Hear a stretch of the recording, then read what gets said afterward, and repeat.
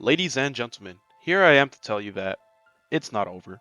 Just because you might not have a 27.0 GPA or plan to be a recruited D1 athlete to a top school doesn't mean that you're cooked. So not too long ago I made a video talking about how my senior year was my least favorite year of high school and how I made it that way with college as a priority. I think it discouraged a lot of people coming into their senior year of high school, or just people who are in high school in general. And let me just explain why this shouldn't be the case with my own examples.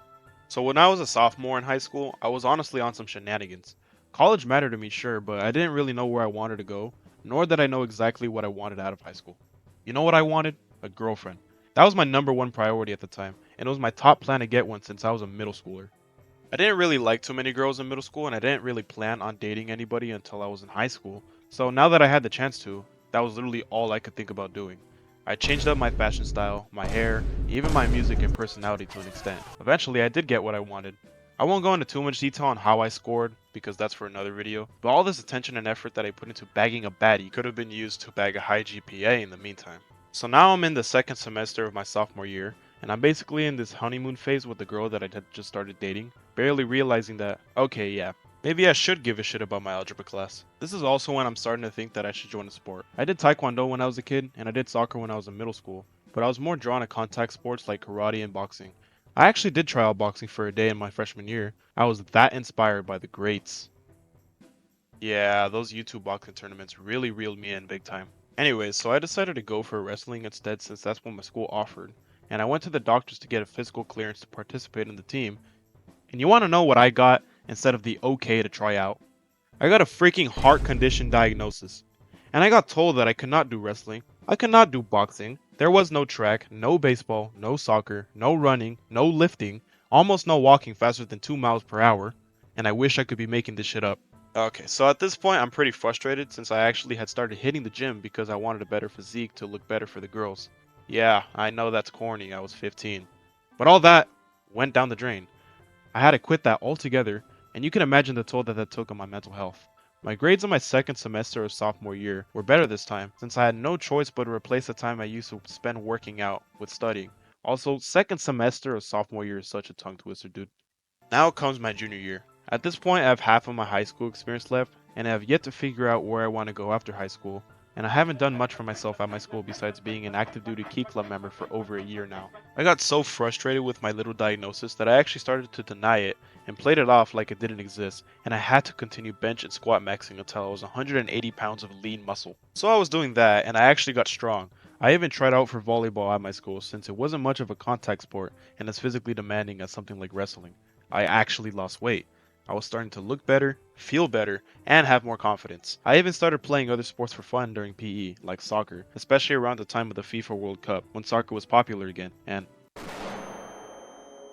I literally faint in the middle of my school's soccer field. I fortunately wake up, terrified, pants loaded, regretting putting myself in that situation and being so stupid to forget that I could have died in that very moment by a heart attack. Yes, I know I was in denial all this time, but now I actually saw the effects. Now it was attacking me. One weekend spent at a hospital later, I had to drop my exercise habits, including volleyball. Now, I actually had way too much free time and had to fill it in somehow. The months between winter break of my first junior semester and spring break honestly felt like a blur, and I remember I was mostly just sitting around and doing my homework, wishing I could go to the gym or play a sport. I was upset and frustrated all the time, especially since I really couldn't just deny the fact that I had an enormous obstacle in my way now. Now we're at the part from my previous video where I end up going on that avid college trip. Now everything changes. If you haven't seen that video yet, basically I had this whole ass awakening and now I wanted to get into all these colleges after physically visiting them for the first time. Now was the time I decided to lock in, with only about a year and a half left of high school. I know a lot of you are in the stage where you think it's over for you because you haven't started anything up, like done an internship or joined some clubs. You might even be disappointed you weren't the top draft pick for the NBA by now. You are literally fine. Now, I'm not going to sit here and tell you advice on how to prepare to apply for an Ivy League in 1 year, because not even I did that, but you are definitely more than welcome to try and let me know if it's possible or not. But I will sit here and tell you that you still have enough time to get involved in enough things to get you into somewhere else that you might like, within your region or not. See, I said region, not state. We're talking international here, people. First thing I thought of was that I wanted to secure an internship. Since I like biology, I ended up researching medical internships in my area and was really lucky enough to find one at my local hospital. That would keep me busy for the following summer. However, I needed something now. something before my junior year ended. It was pretty late in the year, and most club leaders just started giving up on the clubs they led because they were seniors, and they were more focused on their struggle with senioritis than the club that they had to host meetings for. So by now we're in the final month before summer break, and I'm just like, damn, my school doesn't even have clubs that I really care for, so I'm gonna just make one myself. I can tell that it's not that hard since our other club leaders left their organizations abandoned after the first semester, so I got that. Then comes my senior year. Yes, I'm taking a lot of AP classes this year. I had to get used to it with all the free time that I had during my junior year. But now, I was going to use up some of that time to make and lead a medical club that my school lacked. I grabbed a few of my friends who were just as extracurricular deprived as I was, and we automatically just settled on being the club leaders. I went over to our activities director, they made me sign some formal ass constitution to create a club, and bam, I had a week to prepare to advertise it during our club rush day. The day of the event comes, so I borrow some giant anatomy and CPR dummies from my science teachers, put them on the table, and just start yelling at people. Who wants to be a doctor? Who likes science? Nurses, surgeons, all things medical over here. This actually worked, yo. I got like over 100 signatures from people interested in joining. Yeah, only like 30 of those people actually showed up to the first meeting, but I still gathered the attention that I needed for my new club. So this is how I made a club from scratch. Finally, I ended up going back to volleyball in my final semester of high school and tried out for it again, hoping to make the team. And I did. I played for my varsity volleyball team for the first time in my last year of high school. And you might think that's impressive, but I honestly think I was only varsity because I was a senior. We needed players, and we especially needed someone to warm the bench for the rest of the team who were just levels ahead of me in skill.